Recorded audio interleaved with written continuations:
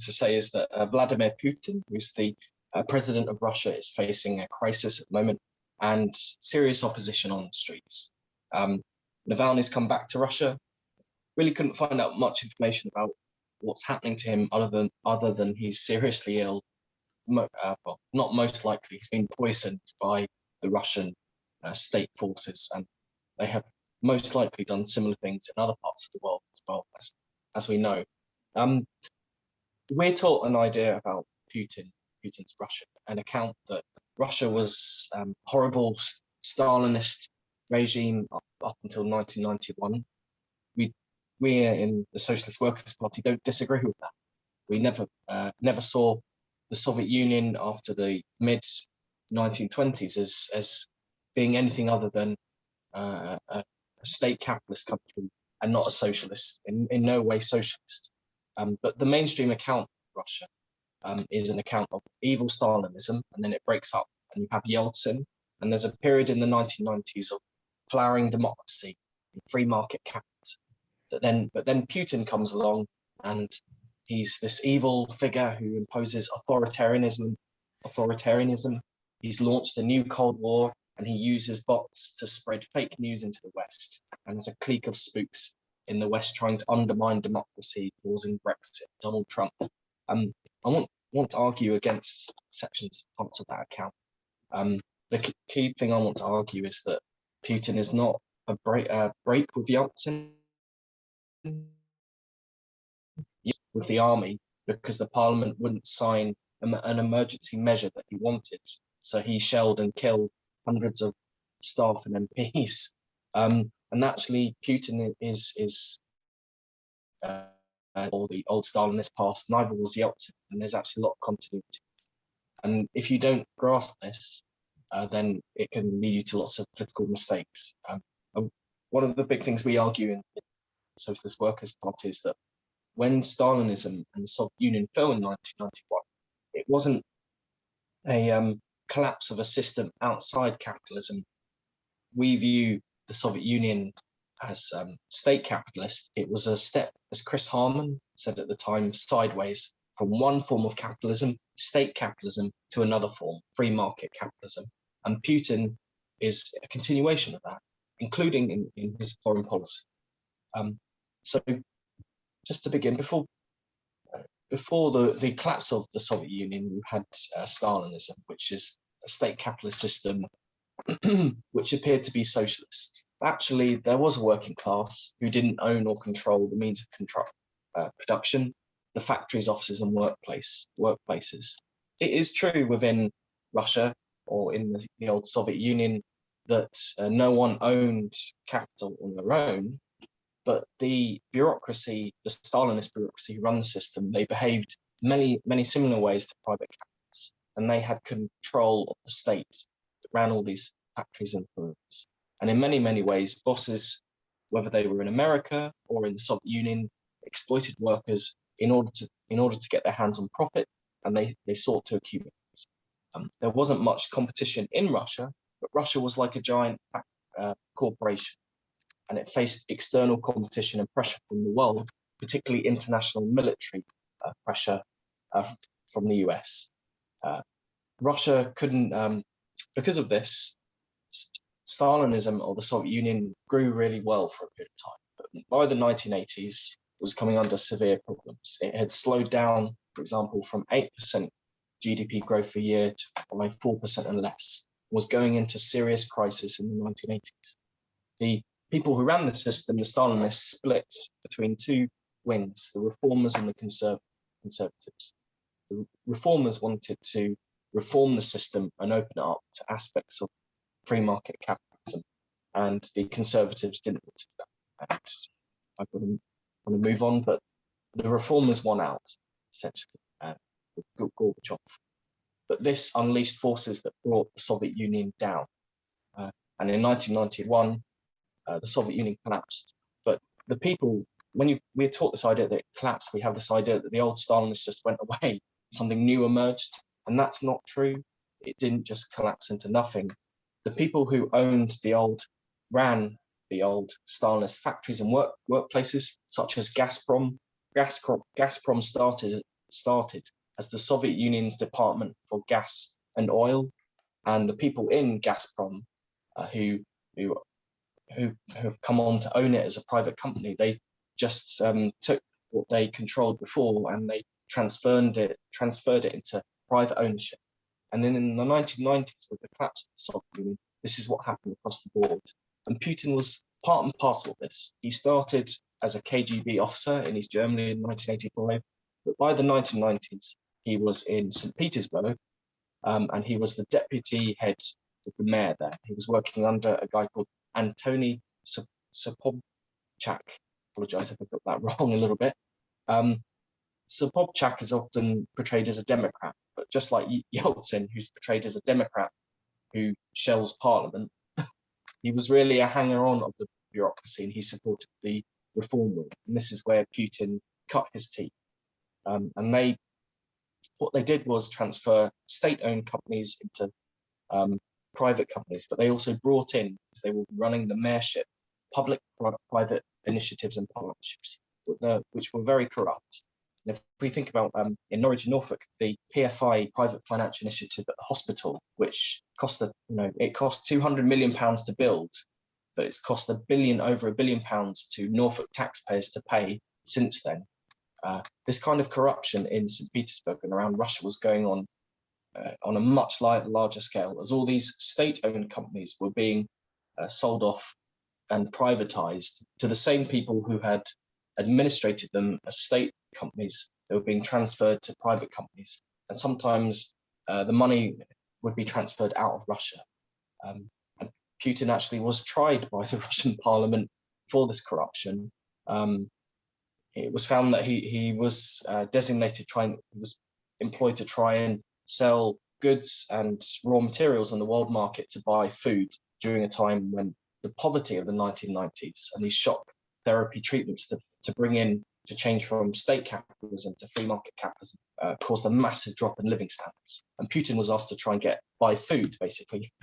And he sold the raw materials and then didn't give the food to ordinary working people. He pocketed all that stuff. But Putin is not some random outsider.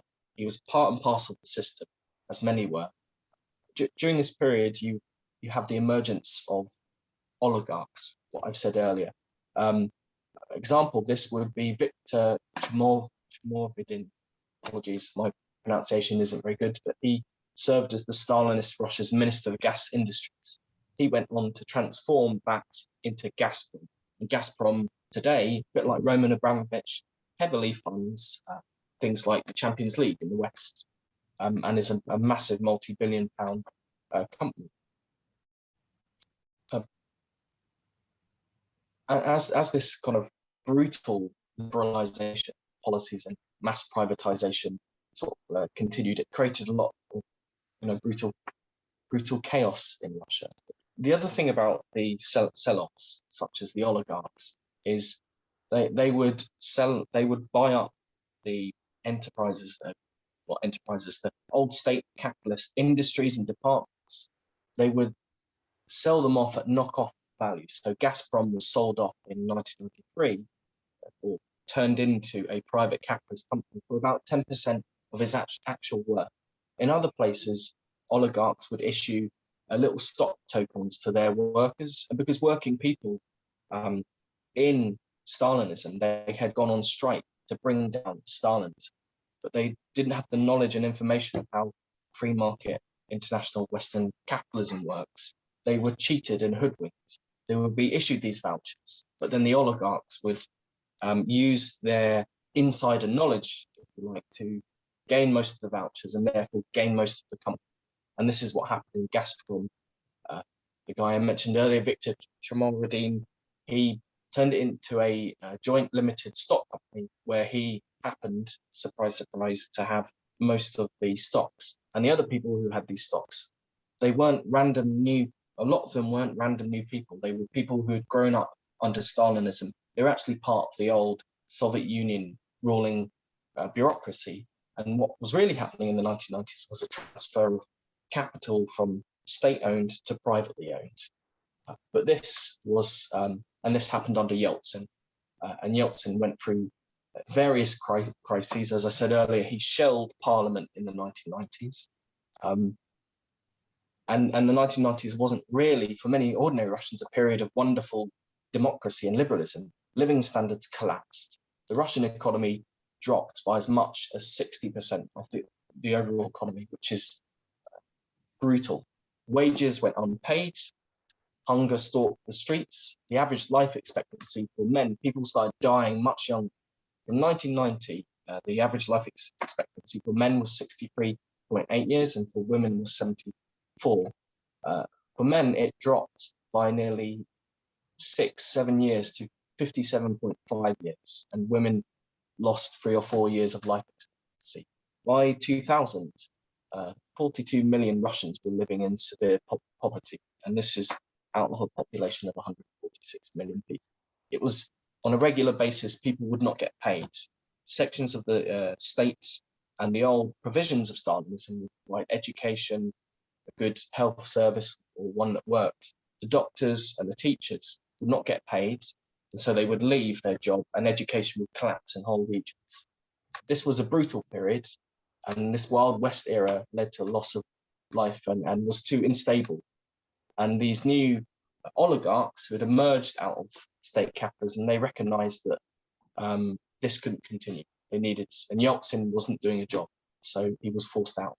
And Putin came into power, but he wasn't a break with Yeltsin. Putin was part of Yeltsin's club, and the same oligarchs and bureaucrats who'd now become private capitalists who had supported Yeltsin now supported Putin. His first job was in the 2000s. He tried to stabilize Russia after this period of kind of anarchy.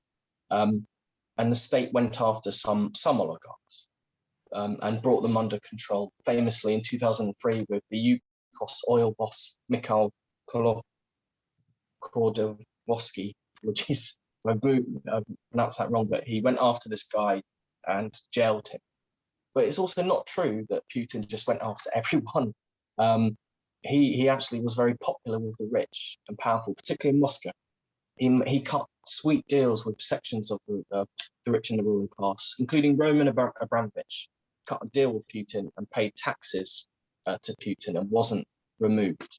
So it's not true that Putin is just this outsider forcing all these rich, powerful oligarchs. A majority of them support Putin, and they supported what he was doing in the 2000s. This was very popular for Russians, and his regime gained a lot of victories, particularly in Chechnya. Chechnya is a part of the old Soviet Union. They're not Russian, they wanted to be independent, and they tried to secede. Yeltsin tried to send in the army and sort of smash it, but the Russian state had collapsed in terms of tax collecting. The Russian army, soldiers and officers weren't being paid, and the invasion in the mid-1990s to stop Chechnya leaving Russia kind of failed. Putin sort of came in the 2000s and went in, used very, very brutal methods, but brought Chechnya back into Russia. And this gave him immense popularity. But the most important thing was there was a doubling of oil prices. Oil went up. And this meant that this time when Putin was reining in some of the chaos of the 1990s meant that money could be poured in to improve people's living standards. And the collapse in the 1990s returned. There was a return from the dramatic drop of living standards, and Russian people were many of them read an article in the Financial Times where some ordinary Russian people were saying that this was the best time to be alive in Russia because you had increasing living standards for the first time.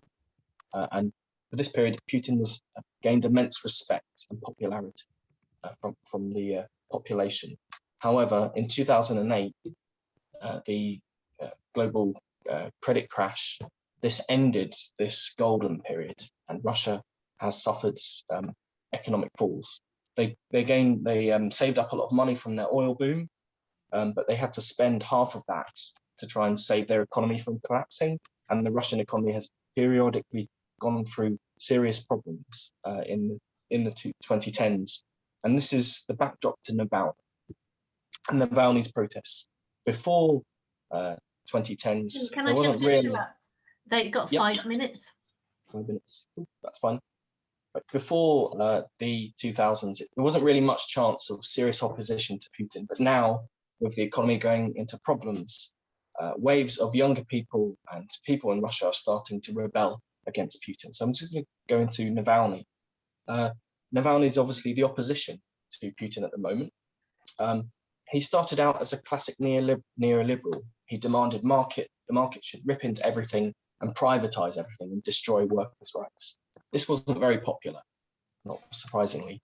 So he rediscovered himself in 2006 as a Russian nationalist, and he facilitated the annual Russian March, which attracts anti-Semites, Islamophobes, and fascists. Famously, in 2011, he described Muslim migrants as a cockroach infestation, appealing to this kind of form of nationalism. But this politics is a crowded field. There are other nationalists and fascists, including Vladimir Zhirinovsky, who came third in the last parliamentary elections. So Navalny has taken on Putin and challenged the Russian state's quite very brutal control over society. They send police officers into schools. If you watch Navalny videos, they will seize them off them and so forth. But Navalny's politics aren't actually that good. And the opposition to Putin, there is an issue of an alternative to what Putin. As I said earlier, for the older generation of Russians, Putin came in and saved the country from anarchy and collapse and brought up living standards. And it's with the drop of those living standards that we're seeing waves of protests, particularly from younger people. But the politics of the people, of the leading lights within these protest movements are problematic. For example, Pussy Riot is very popular in Russia. However, they say that they believe in democracy. A lot of Russian, even younger Russians, don't trust them. Because when someone says they believe in further democracy, that is code word for the West coming in to interfere and mess up Russia, as happened in the 1990s. There are certain aspects in the 1990s and 80s after Gorbachev and then Yeltsin of introducing democratic changes. But overall, the experience of democracy has been a massive drop in living standards. So the opposition to Putin in terms of ideas is quite sort of problematic at times. But there is growing opposition. Younger people in the last few years are actually starting to break with Putin more and more. A lot of them are depoliticized and accept a unspoken contract. A young Russian told the Financial Times there's an unspoken contract forced on them by the Putin's regime. Social stability and economic progress in exchange for, not much democracy and repression. But also, a lot of these younger Russians said, as long as they don't attack us, as long as they're not dragging someone who looks like me away, I'm happy to keep my head down. What we've seen in the last few years with Putin's regime is actually, as the economy goes down and the living standards start to go down, the Russian state is resorting more and more to repression. For example, they caused a strike in a school in Kamchatka, which is quite far away from the center of Russia, but the Putin's regime tried to shut down social media and control it. This caused the kids to rebel against the social media. So Putin's regime is resorting to more and more repression, and that's actually radicalizing more and more of the opposition. Tim, you've got 2 minutes left. Okay, 2 minutes left. I'll sum up now. I wanted to talk about another thing, which is the Ukraine and Syria. The Ukraine is really key for Russia because 80% of Russia's gas is piped through the Ukraine into the West. In the 1990s, with the collapse, well, not collapse, but the shift sideways, the Russian state was very weak. As I said earlier, military soldiers and officers wouldn't get paid, and they lost a lot of power and support. Also, at the same time, America and NATO began surrounding Russia. They had bases in Poland, Turkey, Estonia, Latvia, and so forth. And in 2014, in the Ukraine, which is really key for Russia economically, they rely heavily on oil and gas. In 2014, a pro-American and pro-EU government but pro-American government was emerged and won power. And the conflict in Ukraine today results from that, which is Russia is trying to get back control over Ukraine, because if they lose control, America and the West can stop the supply of gas, which will have a severe impact on Russia. So I think there actually could be a war in Ukraine. The other thing about all these countries in Eastern Europe is there are significant Russian populations. In Ukraine, about 25% of the population overall are Russian, but they're mostly in the Donbass region, which is where the Russian forces are massing. Many of these people look towards Russia rather than to the West. And in fact, you could say really that you have Russian imperialism trying to pull these countries towards Russia, and you have American, Western, and European imperialism pulling the other way. The situation is similar in Syria. Russia supports Syria because Syria has always been an ally and a client state of the Soviet Union. Assad's dad was a Stalinist and gained power from the old Soviet Union, gave him troops and money and so forth. And they provided in return a warm water port in the Mediterranean for the Russian Navy to project power into the Middle East and into the West. And because Turkey, which is a very key part of the world, Turkey is pro-Western, and that's where all the trade into Russia goes. Tim, can you wind up, please, now? Yeah. I'll finish off by saying that we need to look to the particularly younger people and waves of people in Russia who are breaking with Putin's regime. But what is really needed in Russia is an alternative politics, because a lot of the opposition figures, and to try and avoid being pulled by American Western imperialist interference, or being pulled by a return to sort of Stalinism. Putin is not a break with the old regime. He's actually a continuation in many, many ways. And lastly, the Russian people fighting back in the streets at the moment, being arrested, they need to break with Navalny. There needs to be an alternative in Russia, because Russian opposition leaders, it's just a revolving door. What would Navalny, if he gained power, do differently to what Putin does? Most of his policies are very similar. So thank you. Thanks very much. Thanks very much. The communist challenger Gennady Zyuganov, he nearly won against Yeltsin in 1996. And in fact, Yeltsin panicked, America panicked, and the IMF started to pump in, or not really pump in too much money. They made promises that they would do a Marshall Plan for Russia, because Gennady Zyuganov and the Communist Party were almost going to win in Russia. And they do get between 10 and 20% sometimes in elections, but they have been reducing in their numbers. The other thing about the Communist Party is their support comes from older, in particular, who remember Stalinism and the stability of that Stalinism, those social benefits of housing, education, and healthcare. However, the Communist Party is not a solution, because they are a step back to a brutal Stalinist dictatorship. And one of the big issues going into what Kieran said about Dugin is, and younger people, is actually the opposition to Putin is often not very left-wing at all. Alexander Navalny, for example, Dugin goes on the rallies, the annual Russia March. He goes on that rally with Navalny. So, which attracts anti-Semites, Islamophobes, and fascists. Navalny is trying to change his image a little bit at the moment, or his image is portrayed in the West as a sort of pro-democratic name. But I think what is really needed in Russia is an alternative to either kind of going back to Stalinism or becoming really nationalistic. And the left is harmed by the fact there's a lot of confusion over what socialism is. So they kind of need to break with the idea that the Soviet Union was socialist and create something new in Russia. So I'll stop there. Come back. Thanks, Tim. So now we're on to contributions. So of course you can ask a question if you think of.